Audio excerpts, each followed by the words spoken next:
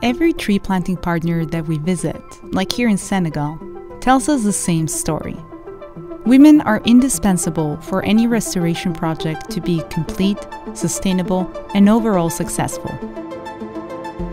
Having to work the land and feed their families, rural women around the globe are at the forefront of climate change. If we listen closely to how they're coping, we will find inspiration and untapped opportunities on how to build a better future in a changing climate. Unfortunately, women's voices aren't always welcome in this conversation.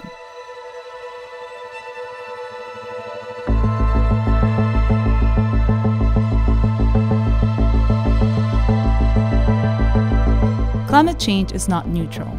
It does not affect all of us in the same way. And climate change is definitely not gender neutral. Countries in the global south are worst affected by it.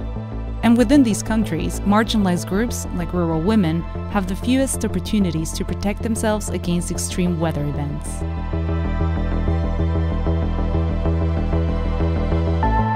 For example, due to cultural norms, women are often expected to be primary caregivers. They are responsible for cultivating plots of land to produce food or collect fuel for their families. This makes women particularly vulnerable to droughts or floods, which are only becoming more frequent as a consequence of climate change. Every day, women in rural areas around the world travel increasingly long distances to collect fuel or water, facing physical exhaustion but also violence against them on the way. And although women hold so many responsibilities, only a very small percentage of them actually own the land they work on or get paid for it. So when droughts hit, they have no option but to move on. In fact, 80% of people displaced by climate change are women. With less access to land and having to care for their families, women also have less time to pursue education and are often silenced and excluded from decision-making. That's a big loss. Because when disaster hits, women play a vital role. They make sure that children and the elderly are safe during natural disasters. And because communities know they can count on them, women are remarkable sources to mobilize communities when it most matters. So, what can we do? Women need to be given the resources and the tools to adapt, and they need to be involved in decision-making. For Amaz, for example, from Ikosa's tree planting partner Green Ethiopia, being part of a women's collective is not only helping her financially. Being paid to plant trees gives her autonomy from her husband.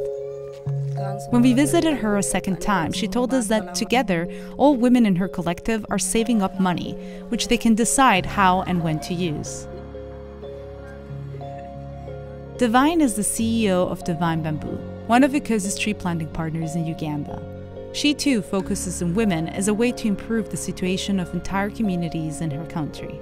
In Uganda, 90% of the total energy consumption is generated by charcoal and firewood, mostly obtained from endangered tree species. Instead, Divine is helping communities turn bamboo into fuel. And by doing this, she's helping to improve the livelihood of women. That's because bamboo grows fast, and women can cultivate it just next to their homes.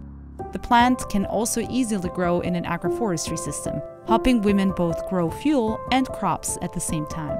Some studies show that providing rural women with the same access to cash as men could increase yields by 20 to 30%, providing food for about 150 million people. And yet, even when women own the very projects that bring positive change to their communities, they still face the backlash of a patriarchal system.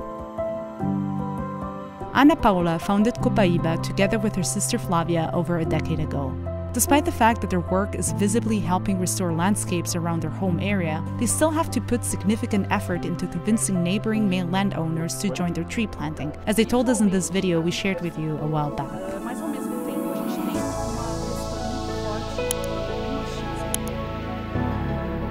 Gender inequality just means that we're losing precious time, knowledge, and energy to adapt to climate change. No one person or group holds all necessary knowledge to protect the environment. It's when everyone works together, women, men, people of all gender identities, that we empower entire communities. Rural women keep passing on their wisdom. If we choose to listen to them, we choose to help ourselves prepare for a changing climate.